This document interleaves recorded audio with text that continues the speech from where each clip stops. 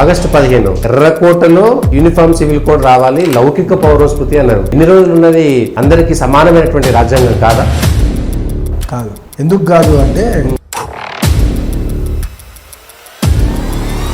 ఉజ్జగింపు రాజకీయాల కోసం హిందూ కోడ్, ముస్లిం code, okay, special code అని చెప్పి కోడ్లు తీసుకొచ్చింది. అంటే మీరు చెప్పిన దాని ప్రకారము భారతీయ పౌరులంతా సమానం కాదు. చట్టాలు అట్లా తయారు చేశారు. డాక్టర్ బిఆర్ అంబేద్కర్ గారు పట్టుబట్టి ఈ దేశాన్ని ఒక తాటిపై తీసుకురావాలి, ఈ దేశాన్ని మంచి ప్రాపర్ అడ్మినిస్ట్రేషన్ ఉండాలి చేయటానికి, దేశంలో ప్రాపర్ లా ఉండాలి అంటే యూనిఫామ్ సివిల్ కోడ్ ఉండాలని చెప్పారు.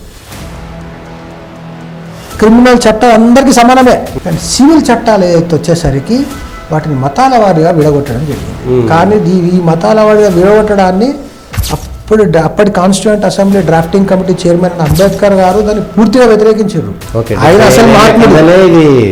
అసలు మహాత్ముడు అంబేద్కర్ గారే అసలు మహాత్ముడు, కానీ ఎవరెవరికో మహాత్మా అని పెట్టేసి దాన్ని ప్రొపగేట్ చేస్తున్నారు. ముస్లిం పర్సనల్ లా బోర్డు షరియా ప్రకారం నడుస్తుంది. షరియా లాను ఇంప్లిమెంట్ చేయడానికి, ఎందుకంటే ఎవరు గుర్తించలేదండి. భారత రాజ్యాంగం కాదు కదా, ఇన్ని 78 సంవత్సరాల స్వతంత్ర భారతదేశంలో ఏ చట్టాన్ని కూడా ఇంతవరకు ముస్లిం పర్సనల్ లా బోర్డును ఇది లీగల్ ఎంటిటీ అని డిక్లేర్ చేయలేదు.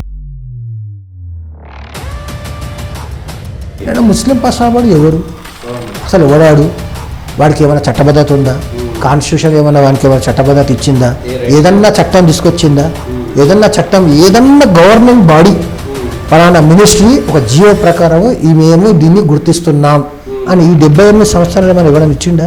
యూనిఫామ్ సివిల్ కోడ్ వస్తే హక్కులు పోతాయి, అరే లేని హక్కులు వస్తాయి రా అని వాడు చెప్తలేడు. అంటే మహిళలకు వస్తాయి, మరి మహిళల మనుషులే కాదు కదా దృష్టిలా. ముస్లిం మహిళలకు హక్కులు, టేబుల్ ఎంతో, ఒక చైర్ ఎంతో, వాళ్ళ ప్రాణం లేని వస్తువులకు సమానం.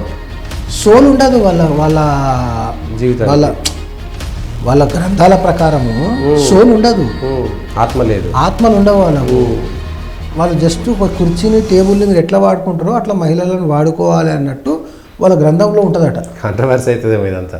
ఈ రోజు వక్ఫ్ అమెండ్మెంట్ బిల్ ఒకటి వస్తుంది కాబట్టి డిబేట్ వచ్చింది. తమిళనాడులో అదే చెప్పబోతున్నా. తమిళనాడులో వక్ఫ్ బోర్డు ఏం చేసిందంటే ఒక ఊరిని మొత్తం వక్ఫ్ ప్రాపర్టీ మీద డిక్లేర్ చేసేసి ఊరు మొత్తం. అయితే ఆ ఊర్లో 1000 సంవత్సరాల గుడి ఉంది. ఆ 1000 సంవత్సరాలు అంటే ఆ 1000 సంవత్సరాలకు ఇంకొక 500 సంవత్సరాల ముందు ఆ గుడి కట్టిన 500 సంవత్సరాల ముందు ఆ మతం పుట్టేది, వక్ఫ్ ప్రాపర్టీ మతం. భారతదేశంలో ఏమీ లేదు అప్పటికి. అప్పుడు భారతదేశంలో ఈ మతమే లేదు, అప్పటికే ఆ గుడి ఉంది. వాడు అది ఆ గుడితో సహా ఆ ఊరు మొత్తం వక్ఫ్ ప్రాపర్టీని డిక్లేర్ చేసి నీ ఐస్ అన్ని రఫా మీద ఉండే, అందుకే బంగ్లాదేశ్ హిందువులు కనిపిస్తలేరా, ఇటు ఎందుకు చూస్తలేవు అంటున్నా.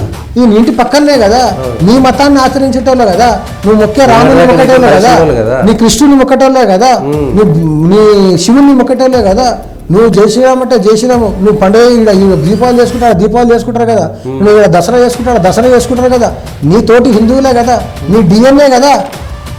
ఆ హిందువులను నరకి ఊతపోతా వస్తుంటే నీ ఐస్ అక్కడ పోతలేవా? ఈ కొడుకులు హీరోస్ అంట, హీరోస్ కాదు యాక్టర్లు, డబ్బులు ఇస్తే కానీ యాక్టింగ్ చేయలేని బొమ్మలు. ఛార్జింగ్ పెడితే ఫోన్ ఎట్లా నడవదో, డబ్బులు ఇస్తే ఈ కొడుకులు, డబ్బులు లేకపోతే కొడుకులు యాక్టింగ్ చేయరు. ఈ కొడుకులు వీళ్ళకు ఫ్యాన్స్, ఈ సిగ్గులేని వాళ్ళు. యాక్టర్ అంటే ఎట్లుండాలి, నువ్వు ఐడల్ ఉండాలి.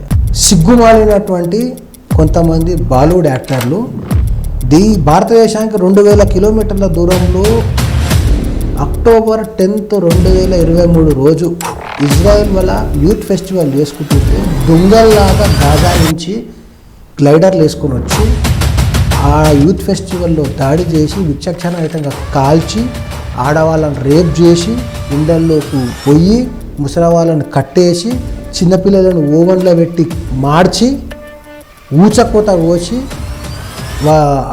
ఆడపిల్లలను సెక్స్ స్లేవులుగా ఎత్తుకొని పోయి ఊరేగించి బట్టలు ఓడించి ఊరేగించినటువంటి నరహంతకుల మీద ఇజ్రాయెల్ ప్రతిక్రియగా దాడి చేస్తే అది యుద్ధం. నువ్వు వచ్చి గెలికినావు, వాడు వచ్చి కొట్టిండు, యుద్ధం. నేను వచ్చి నీ మీద దాడి చేస్తే దాడి, ఇద్దరు కొట్టుకుంటే యుద్ధం, కొట్టుకుంటున్నాడు యుద్ధం.